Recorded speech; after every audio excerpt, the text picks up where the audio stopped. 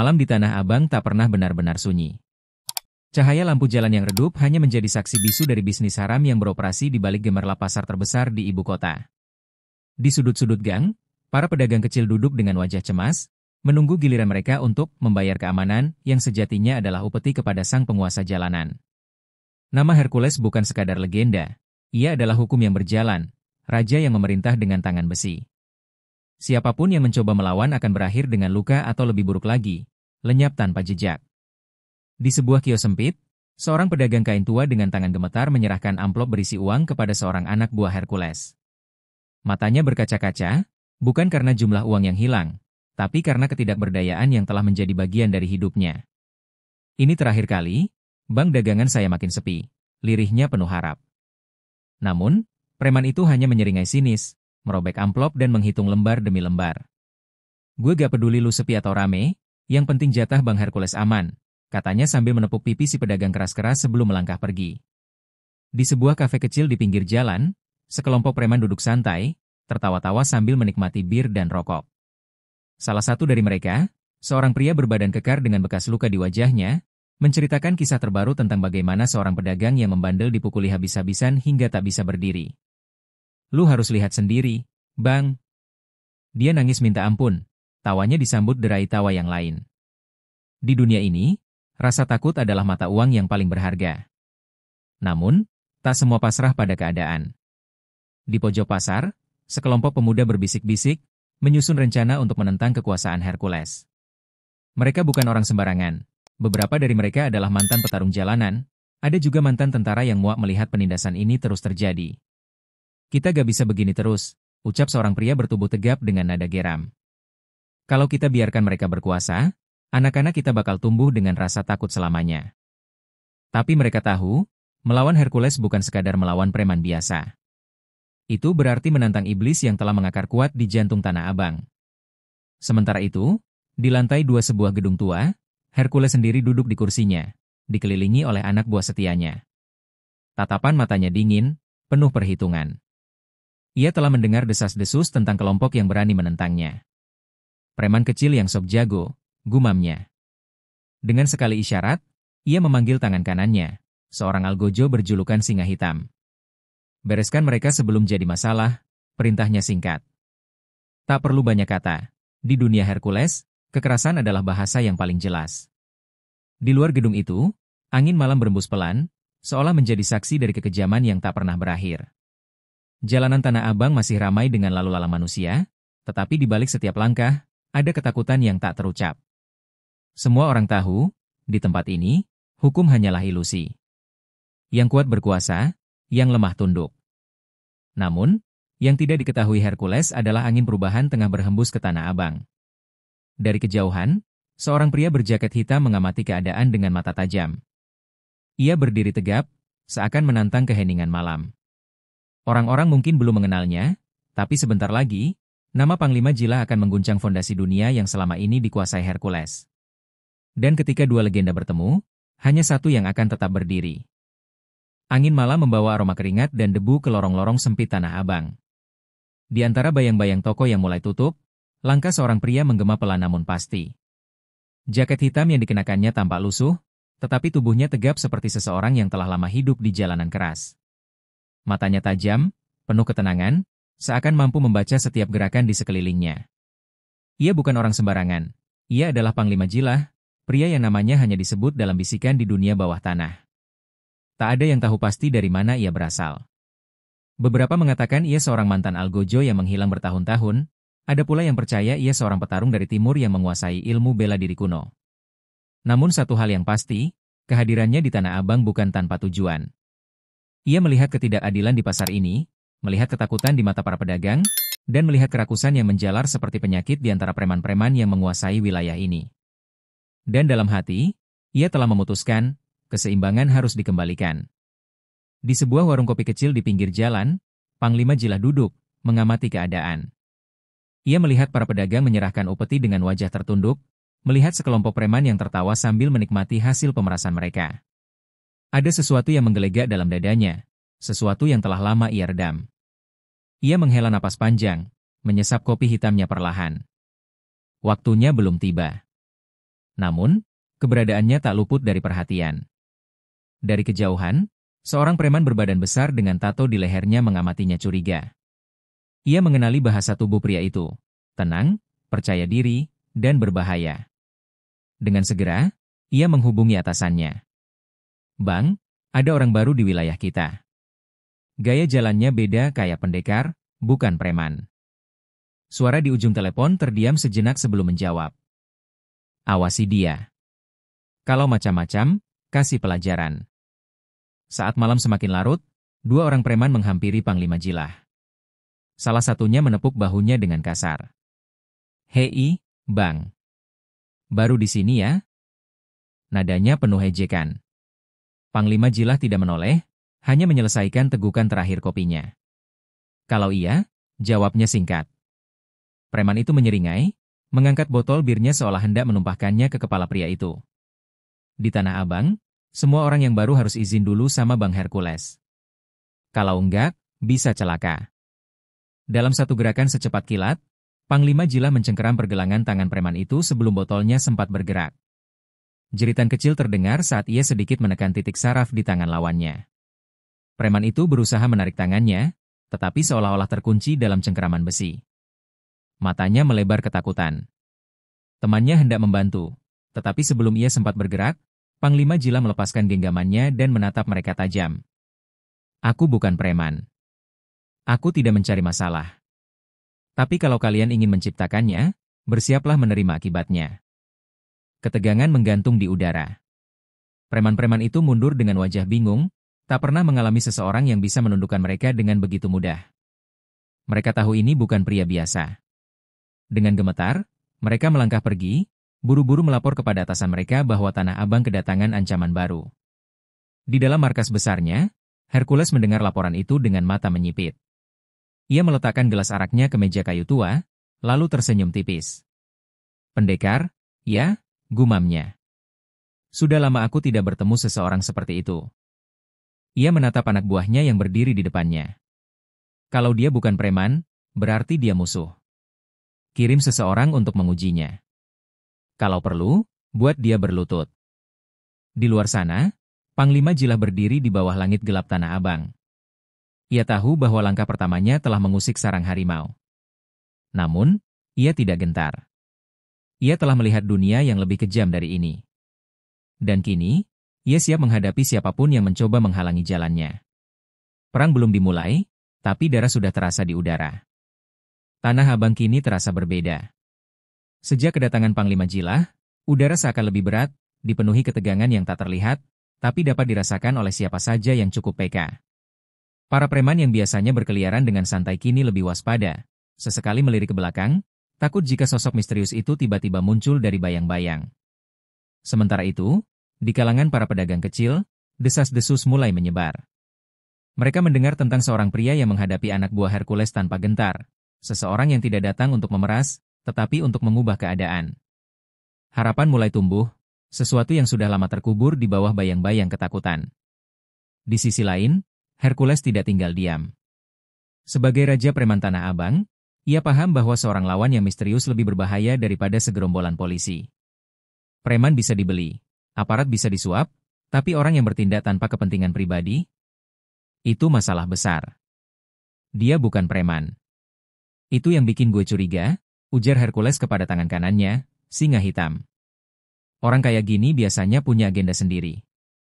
Gue mau tahu dia siapa, dari mana, dan apa maunya di wilayah gue." Singa hitam menerima perintah itu dengan anggukan, lalu bergerak cepat. Dalam waktu singkat, setiap mata-mata Hercules dikerahkan. Warung kopi, terminal, bahkan preman-preman kecil yang bersembunyi di sudut gang mulai menggali informasi tentang Panglima Jilah. Namun, hasilnya nihil. Tidak ada catatan, tidak ada jejak. Pria itu muncul begitu saja, seolah-olah bayangan yang keluar dari kegelapan. Dan itu membuat Hercules semakin gelisah. Sementara itu, Panglima Jilah tetap tenang. Ia tidak perlu bergerak banyak, kehadirannya sendiri sudah cukup untuk mengusik keseimbangan kekuasaan. Ia tidak menantang Hercules secara langsung, tetapi dengan hanya melindungi para pedagang tanpa meminta imbalan, ia telah melakukan hal yang lebih berbahaya. Ia menanamkan keberanian di hati mereka. Dan itu adalah ancaman yang lebih besar daripada sekadar perkelahian di jalanan. Beberapa preman kecil mulai ragu. Ada yang mulai mendekati Panglima Jilah, ingin tahu lebih banyak tentangnya. Kenapa lo lawan Hercules? Lo gak takut? Tanya seorang pemuda, mantan anak buah Hercules yang mulai muak dengan hidupnya sebagai alat pemeras. Panglima Jilah hanya menatapnya dengan senyum tipis. Ketakutan itu wajar. Tapi membiarkan ketakutan menguasai hidup kita? Itu pilihan. Kata-katanya sederhana, tapi menghantam seperti pukulan keras. Beberapa mulai berpikir. Jika satu orang bisa berdiri melawan Hercules, kenapa mereka tidak bisa? Namun, Hercules tidak akan tinggal dia melihat pengaruhnya terkikis. Suatu malam, sebuah toko kain milik pedagang yang terlihat dekat dengan Panglima Jilah tiba-tiba dibakar habis. Api melahap barang dagangan yang menjadi sumber kehidupan keluarga itu. Pemiliknya hanya bisa menangis, sementara para preman tertawa di kejauhan. Ini adalah pesan. Sebuah peringatan bagi siapa saja yang berani berpikir untuk beralih kesetiaan. Kalau ada yang sok jadi pahlawan, gue bakal pastiin dia nyesel. Suara Hercules menggema di antara anak buahnya. Ketika Panglima Jilah melihat sisa-sisa toko yang hangus, matanya tidak menyiratkan kemarahan, tetapi tekad yang semakin membaja. Ia tahu ini bukan sekadar permainan geng biasa, ini adalah perang psikologis. Hercules ingin menanamkan ketakutan, ingin menunjukkan bahwa tidak ada yang bisa menantangnya tanpa konsekuensi. Tapi Panglima Jilah berbeda dari lawan-lawannya sebelumnya. Ia tidak takut kehilangan, karena ia tidak datang untuk mencari keuntungan. Ia datang untuk menyeimbangkan dunia yang telah terlalu lama dikuasai oleh kegelapan. Dan di saat itulah, perang dingin Tanah Abang berubah menjadi sesuatu yang lebih berbahaya. Kini, bukan hanya para preman yang harus memilih sisi, tetapi seluruh Tanah Abang. Malam itu, Tanah Abang seperti ditelan keheningan yang mencekam. Biasanya, suara para pedagang yang sibuk membereskan dagangan masih terdengar hingga larut, namun kini, mereka bergegas pulang lebih awal. Tak ada yang ingin berada di luar lebih lama dari yang seharusnya. Semua tahu bahwa Hercules telah mengeluarkan peringatan. Toko yang terbakar semalam hanyalah permulaan. Dan siapapun yang terlihat berpihak pada Panglima Jilah, akan menerima nasib yang lebih buruk. Di sebuah sudut gang yang remang-remang, dua orang pria bertubuh kekar berdiri dengan wajah penuh ketegangan. Mereka adalah mantan anak buah Hercules yang baru saja beralih sisi, mencari perlindungan di bawah bayang-bayang Panglima Jilah. Namun malam ini, mereka tak bisa menghindari takdir mereka. Langkah berat terdengar mendekat, diikuti suara tawa rendah yang dingin. Dari kegelapan, singa hitam muncul bersama 4 orang preman lainnya. Gue denger lo sekarang sok berani, suaranya dalam, penuh intimidasi. Tanpa menunggu jawaban, pukulan keras mendarat di perut salah satu pria itu, membuatnya tersungkur. Sekali lo berkhianat, lo bukan lagi saudara. Lo cuma bangkai yang belum dikubur. Tak ada belas kasihan dalam dunia Hercules. Pengkhianatan adalah dosa terbesar. Malam itu, darah tumpah di gang sempit Tanah Abang, sebuah peringatan kejam bagi siapapun yang berani menentang penguasa jalanan. Keesokan harinya, mayat salah satu dari mereka ditemukan di selokan, sementara yang lainnya menghilang tanpa jejak. Isyarat jelas bahwa Hercules tidak akan membiarkan siapapun mengoyak wilayahnya. Kabar itu sampai ke telinga Panglima Jilah. Ia tidak terkejut. Ia sudah menduga bahwa Hercules akan bergerak seperti ini. Namun, ada sesuatu yang berbeda kali ini. Ini bukan hanya sekadar aksi brutal biasa. Ini adalah pesan langsung yang ditujukan padanya. Hercules ingin dia tahu bahwa perang ini bukan tentang kekuatan semata, tetapi tentang seberapa jauh seseorang bersedia untuk melangkah. Tapi bagi Panglima Jilah, ketakutan bukanlah alasan untuk mundur. Ia berjalan ke tengah pasar Tanah Abang keesokan harinya, berdiri di antara para pedagang yang masih gemetar ketakutan. Mereka ingin kalian takut, katanya dengan suara tenang namun menusuk. Mereka ingin kalian percaya bahwa tak ada jalan lain kecuali tunduk. Tapi selama masih ada yang berani berdiri, mereka tidak bisa menang. Kata-kata itu sederhana, tapi menyala dalam hati orang-orang yang mendengarnya. Untuk pertama kalinya dalam bertahun-tahun, ada seseorang yang tidak hanya berbicara, tapi juga bertindak melawan ketidakadilan. Sore harinya, 2 orang anak buah Hercules datang dengan pesan khusus. Mereka berjalan tanpa ragu ke tempat Panglima Jilah duduk, di warung kopi yang mulai menjadi tempatnya bersantai. Salah satunya melempar amplop ke meja, penuh dengan uang.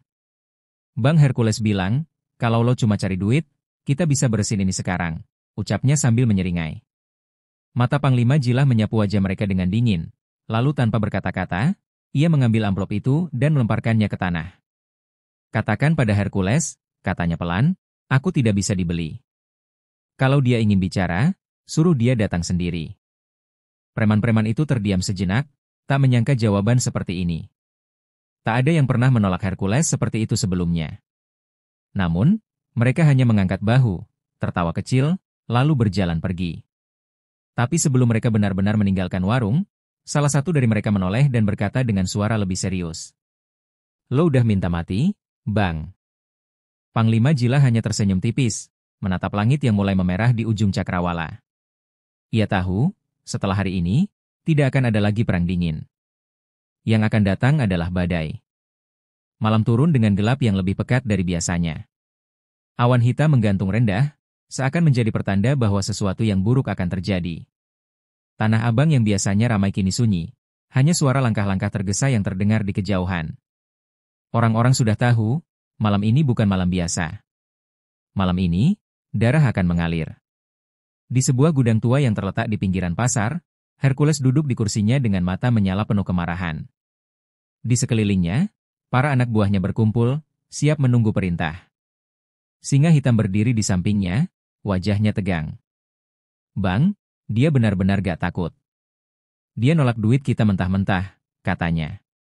Hercules tersenyum dingin, lalu menyesap araknya. Bagus. Itu artinya dia bukan orang murahan. Tapi juga artinya dia bodoh. Tatapannya berubah tajam. Malam ini, kita habisi dia. Sementara itu, Panglima Jilah berdiri di sudut pasar, merasakan udara yang semakin berat. Ia tahu para preman Hercules tidak akan tinggal diam setelah penghinaan yang ia lakukan. Ia tidak bodoh, ia tahu perang ini akan datang. Tapi ia tidak gentar. Baginya, ini bukan hanya soal bertahan hidup, ini soal menegakkan keadilan di tempat yang sudah terlalu lama dikuasai oleh ketakutan. Dan tepat seperti dugaannya, mereka datang. 10 orang preman, dipimpin oleh singa hitam sendiri, muncul dari kegelapan, mengitari Panglima Jilah dengan langkah penuh ancaman. Beberapa membawa rantai, sebagian lagi memegang pisau lipat yang berkilat di bawah cahaya lampu jalanan. Bang Hercules kirim salam, ucap singa hitam, suaranya penuh ejekan. Lo pikir lo bisa lawan kita semua sendirian? Panglima Jilah tak menjawab. Ia hanya menarik napas dalam, lalu melepaskan jaket lusuhnya, memperlihatkan otot-otot yang terlatih dan tubuh yang dipenuhi bekas luka lama. Aku sudah pernah menghadapi yang lebih buruk dari kalian, katanya tenang. Kalau kalian mau bertarung, datanglah. Singa hitam menggeram, lalu melompat lebih dulu, kepalan tangannya menghantam udara dengan kecepatan tinggi. Tapi sebelum pukulannya mengenai sasaran, Panglima Jilah bergerak secepat kilat, menghindar ke samping dan menghantamkan sikunya ke rahang lawannya. Singa hitam terhuyung, darah merembes dari sudut bibirnya. Itu cukup untuk membuat anak buah Hercules murka. Mereka menyerbu bersama-sama, menerjang dengan brutal. Namun, mereka tidak menyangka bahwa lawan mereka bukanlah orang biasa. Dengan gerakan yang tajam dan mematikan, Panglima Jilah melumpuhkan satu persatu. Sebuah tendangan mengenai perut seorang preman, membuatnya jatuh tersungkur dan muntah darah. Siku Panglima Jilah menghantam hidung yang lain, suara tulang patah terdengar di udara. Setiap gerakannya presisi, tanpa sia-sia. Ia bergerak seperti bayangan, menari di antara serangan lawan. Singa hitam bangkit dengan wajah penuh amarah. Dengan pisau di tangan, ia menerjang sekali lagi, kali ini dengan niat membunuh. Tapi Panglima Jilah lebih cepat. Dengan satu gerakan halus, ia menangkis serangan itu, lalu menghantam dada singa hitam dengan telapak tangannya. Hantaman itu cukup kuat untuk membuatnya terhuyung mundur, terengah-engah. Kali ini, ia sadar, Panglima Jilah bukan sekadar pria sok jago. Ia adalah legenda yang hidup. Saat preman-preman yang tersisa menyeret tubuh mereka yang terluka menjauh, singa hitam menatap Panglima Jilah dengan mata penuh kebencian. Ini belum selesai, katanya, sebelum berlari meninggalkan tempat itu. Panglima Jilah hanya menghela napas. Ia tahu, ini baru permulaan. Di kejauhan, dari balik jendela kantornya, Hercules menyaksikan semua itu dengan ekspresi dingin. Untuk pertama kalinya dalam bertahun-tahun, seseorang telah menginjakkan kaki di wilayahnya tanpa rasa takut dan menang. Matanya menyipit. Kalau begitu, gumamnya, Aku sendiri yang akan menghabisimu. Perang sesungguhnya baru akan dimulai. Pagi di Tanah Abang terasa lebih dingin dari biasanya. Sisa pertarungan semalam masih terlihat jelas, darah yang mengering di aspal, pecahan kaca yang berserakan, dan warung-warung yang tetap tutup meski matahari sudah tinggi. Orang-orang berbicara dalam bisikan, takut menyebut nama Panglima Jilah maupun Hercules terlalu keras. Mereka tahu, setelah apa yang terjadi tadi malam, kedamaian sudah tidak lagi menjadi pilihan. Di sebuah rumah tua di pinggir pasar, Panglima Jilah duduk bersila di lantai, mengobati luka-luka kecil yang ia dapatkan dalam pertarungan. Wajahnya tetap tenang, tapi sorot matanya tajam, berpikir jauh ke depan. Ia tahu Hercules tidak akan tinggal diam. Preman-preman kecil bisa ia lawan, tapi jika sang raja preman turun tangan sendiri, maka pertumpahan darah yang lebih besar tak akan bisa dihindari. Sementara itu, di markasnya, Hercules duduk di singgasananya, sebuah kursi kayu tua yang sudah ia duduki sejak pertama kali merebut Tanah Abang bertahun-tahun lalu. Di hadapannya, singa hitam berdiri dengan kepala tertunduk, wajahnya masih lebam akibat pertarungan semalam. "Kami gagal, Bang," katanya pelan, suaranya penuh rasa malu. Dia bukan orang biasa. Hercules tidak langsung menjawab. Ia menyesap araknya perlahan, lalu meletakkan gelasnya dengan keras di meja. "Aku sudah lihat sendiri," ujarnya, matanya menyipit. Orang itu bukan preman, bukan pencari uang, bukan petugas hukum. Tapi dia tetap datang ke sini dan bikin ribut. Ia berdiri, tubuhnya yang kekar tampak lebih besar dari biasanya. Kalau dia bukan preman, berarti dia punya alasan lain. Dan orang seperti itu lebih berbahaya daripada 1000 preman yang lapar duit. Ia berjalan ke jendela, menatap hiruk-pikuk pasar yang kini penuh ketakutan. Orang-orang mulai lihat dia sebagai pahlawan, lanjutnya. "Itu yang gak bisa gue biarin." Hercules menoleh ke arah anak buahnya yang berdiri di sekeliling ruangan. "Dengar baik-baik. Gue gak butuh dia mati dalam diam. Gue mau semua orang tahu kalau gue sendiri yang bakal ngehancurin dia. Gue mau Tanah Abang tahu siapa yang berkuasa di sini." Mata-mata Hercules segera disebar ke seluruh pasar, membawa satu pesan yang sama. Hercules menantang Panglima Jilah untuk bertarung. 1 lawan 1. Tanpa gangguan, tanpa anak buah. Tempatnya? Gudang kosong di pinggir rel kereta, tempat di mana Hercules dulu meneguhkan kekuasaannya bertahun-tahun silam. Waktunya? Tengah malam, saat Tanah Abang tertidur, tapi jantungnya tetap berdetak dengan waspada. Ketika kabar itu sampai ke telinga Panglima Jilah, ia hanya tersenyum tipis. Ia sudah menunggu saat ini. Ia tidak mencari pertempuran, tetapi jika pertempuran yang datang kepadanya, ia tidak akan lari. Tanpa banyak bicara, ia mengangguk. "Aku akan datang," katanya singkat. Tantangan diterima. Malam itu, Tanah Abang kembali bergetar. Semua orang tahu, pertarungan ini bukan hanya soal siapa yang lebih kuat, tapi siapa yang pantas menguasai Tanah Abang. Di dalam gudang kosong yang suram, 2 sosok akan berhadapan. Satu adalah raja yang telah lama berkuasa, dan satu lagi adalah bayangan yang datang untuk meruntuhkannya. Duel maut telah ditetapkan.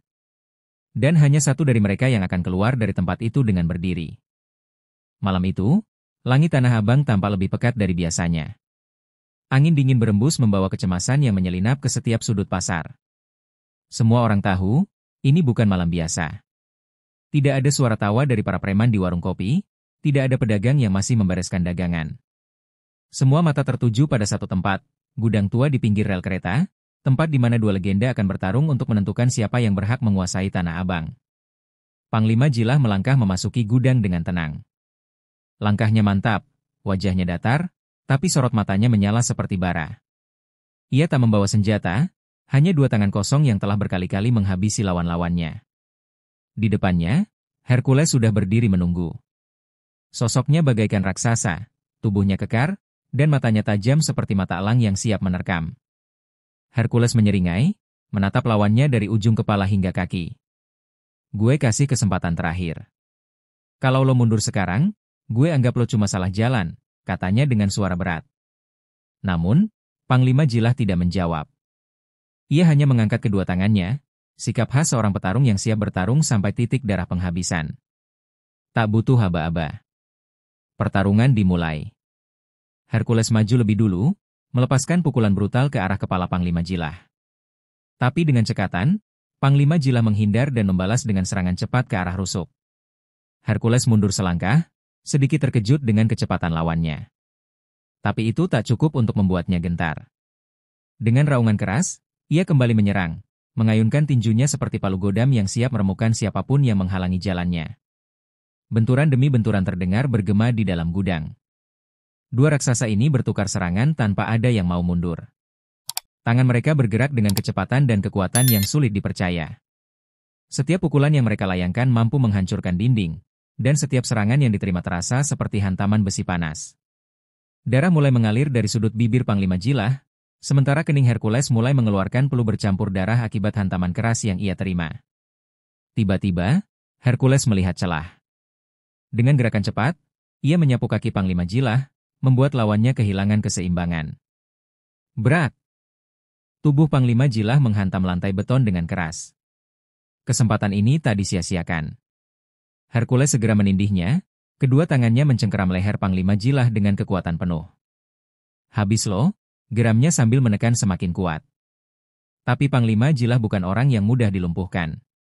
Dengan sisa tenaganya, ia menghantam kedua telapak tangannya ke kedua sisi kepala Hercules secara bersamaan. Hercules mengerang kesakitan, cengkeramannya melemah sejenak.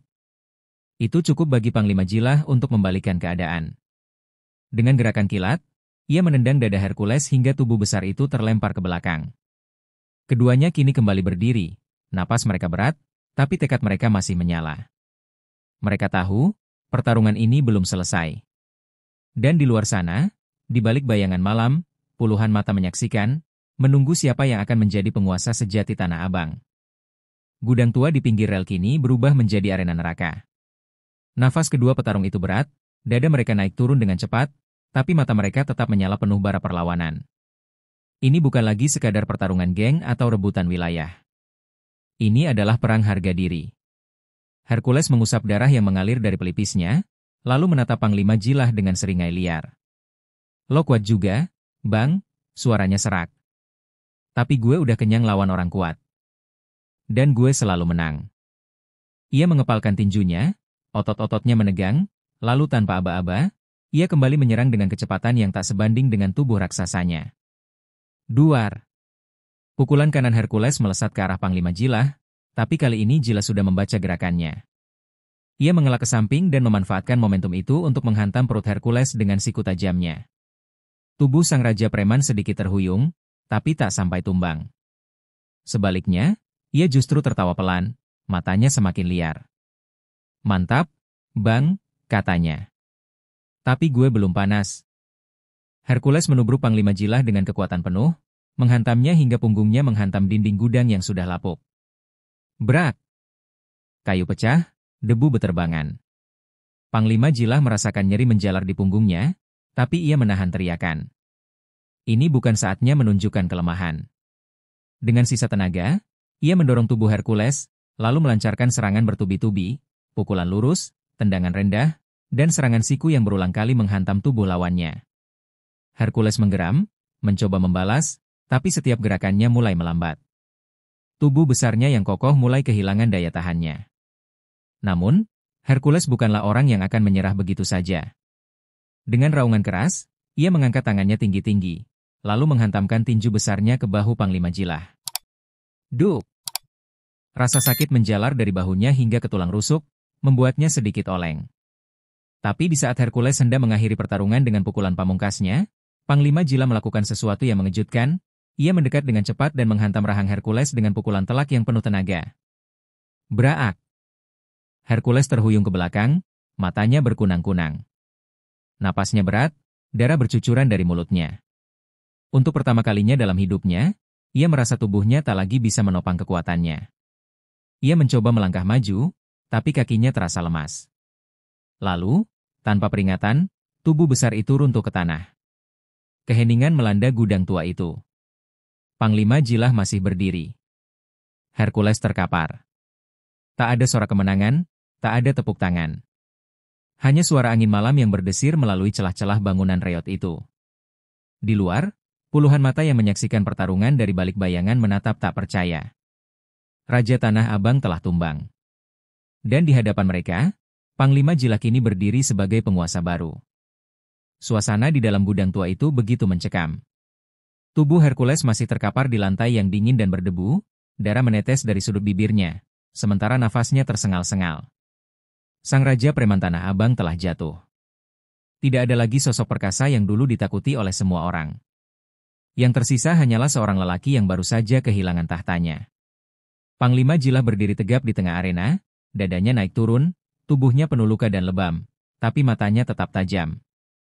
Ia tidak merayakan kemenangan, tidak ada sorak-sorai, tidak ada kebanggaan berlebihan. Baginya, ini bukan sekadar kemenangan. Ini adalah pembuktian bahwa hukum premanisme, kekuasaan yang dibangun dari ketakutan dan kekerasan, harus dihancurkan. Di luar gudang, anak buah Hercules yang menyaksikan pertarungan itu masih diam terpaku. Beberapa dari mereka menggenggam erat senjata tajam, ingin menyerbu masuk dan membalaskan kekalahan bos mereka. Tapi tidak ada yang berani melangkah maju. Mereka tahu, pertarungan ini adalah duel kehormatan. Jika mereka campur tangan, harga diri Hercules akan benar-benar hancur.